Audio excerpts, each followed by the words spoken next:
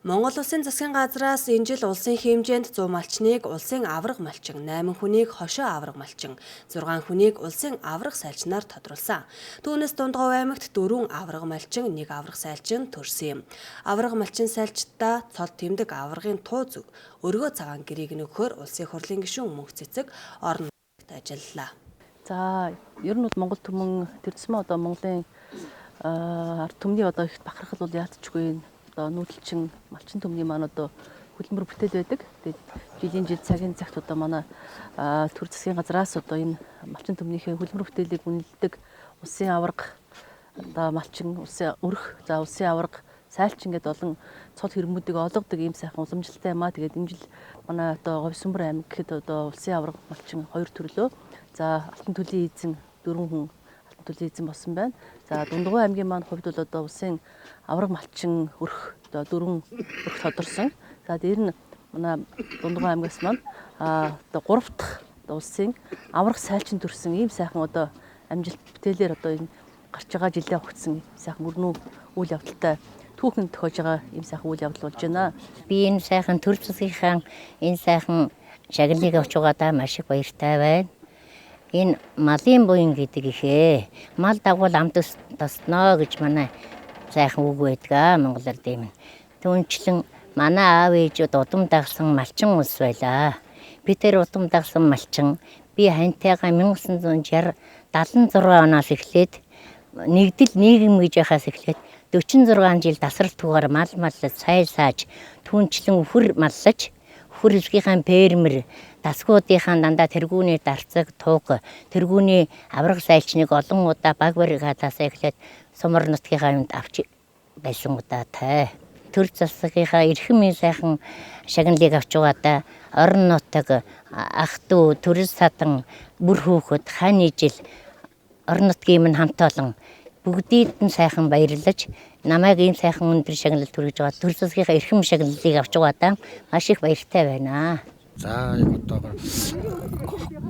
баг мал ерөнхийдөө хон дээрээ илүү одоо толгой өсөж байна. 11 онд сумын саймалч мянгат болж байсан. За тэгээ 14 онд аймгийн саймалч болж байсан. Тэгээ одоо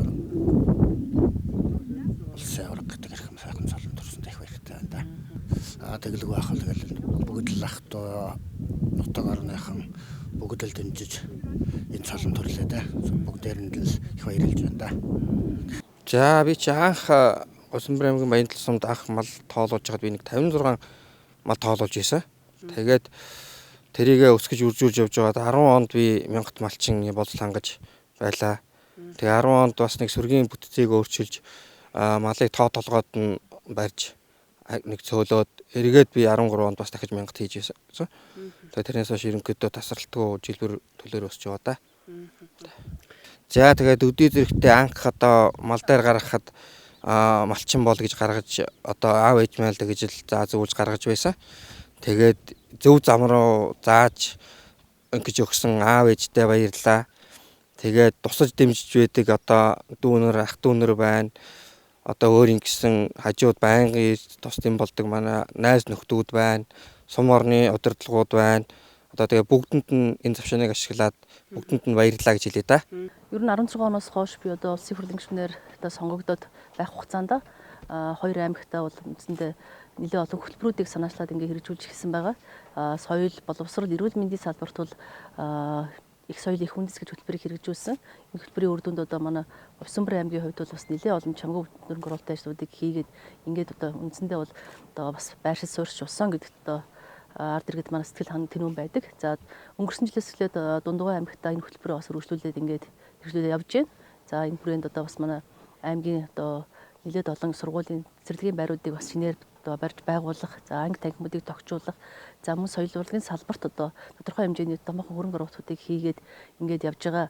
За дээр нь дахиад би Дундгов аймагтаа ижи говь гэдэг хөтөлбөрийг хэрэгжүүлж байгаамаа. Энэ хөтөлбөрийн хүрээнд бол ер нь одоо говь нутгийнхаа энэ байгаль орчин, цагуурын энэ томоохон өндөрлөлттэй нөхцлүүдийг даван туулахад ер нь одоо нутаг орныхоо энэ агаарын өөрчлөлт, за дээрэс нь энэ одоо бэлчээрийн даац гэдэг олон зүйлийн ажлуудыг бүтээчлүүдийг хийхээр ингэ төлөвлөж байгаа юм. Мөн дээр нь одоо бас соёлын томоохон арга хэмжээнүүдийг зохион байгуулж аялал жуулчлалын одоо чиглэлийг нааш нь одоо нутгаар орондоо татах ийм одоо үндсэн нөхцлүүдийг бүрдүүлэхийн тулд энэ одоо ижиг говь гэдэг төслийг санаачилсан юм а.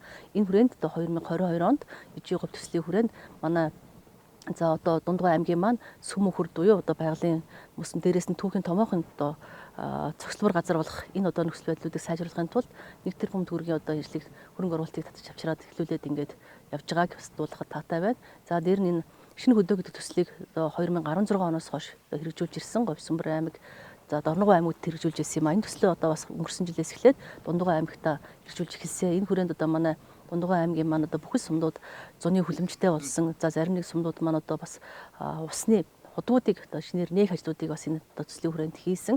Энэ жилийн хувьд ч гэсэн одоо бас малын үйлдвэр ухсааг сайжруулах мөн цаашлаад одоо бас жижиг дунд үйлдвэрийг сэргээх за хөгжүүлэх дээр нь одоо бас энэ ингэний фермийг одоо бас одоо шинээр байгуулах интернет хөрөмжийг оруулж ирэх за сумын одоо эргийн орчин тойронд одоо бас тогтчлолтын ажлууд сум тогтчлолтын ажлуудыг хийхээр ингээд ер нь бол хөдөөдөө чиглэсэн сумдаа чиглэсэн ажлуудыг энэ хөдөөгийн хөтөлбөрүүдээр бас нэржүүлээд ингээд явхад бас одоо цогцлол хэлбэрээр зохион байгуулахад одоо бас боломж байгаа гэж ингэж харж байгаа учраас ингээд энэ хөтөлбөрөд маань цаашаа үргэлжлээ явах юм аа.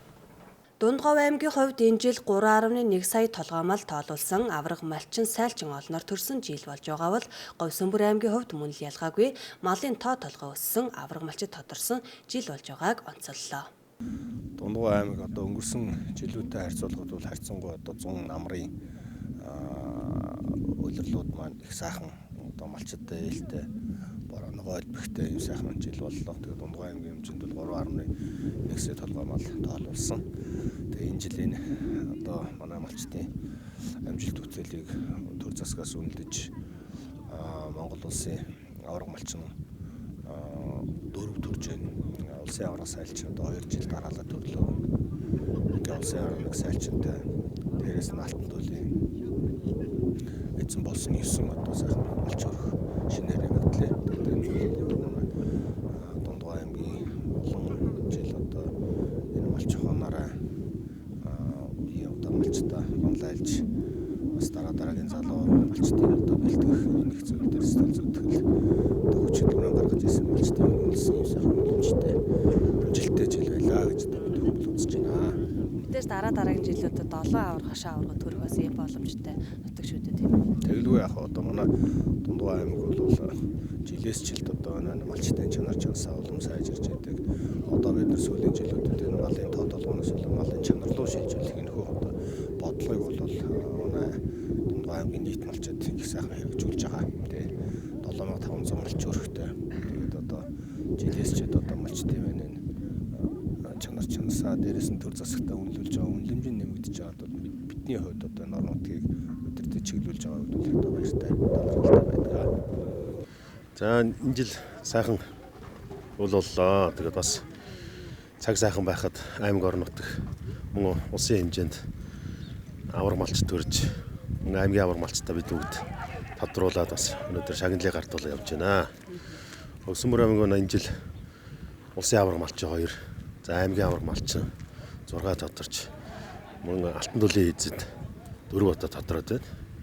Тэгээд ирж буй одоо бар жилд манай малчин төвний маань ажил үйлс өдрөг мал сүрэг нь одоо түн болж одоо өсөж хариуцах болтугай гэж бас дотроо бэлгшээж өрөө зунаа. Энэ жил мал сүргийн тоо бас хэрэг өсөж байгаа шиг байна.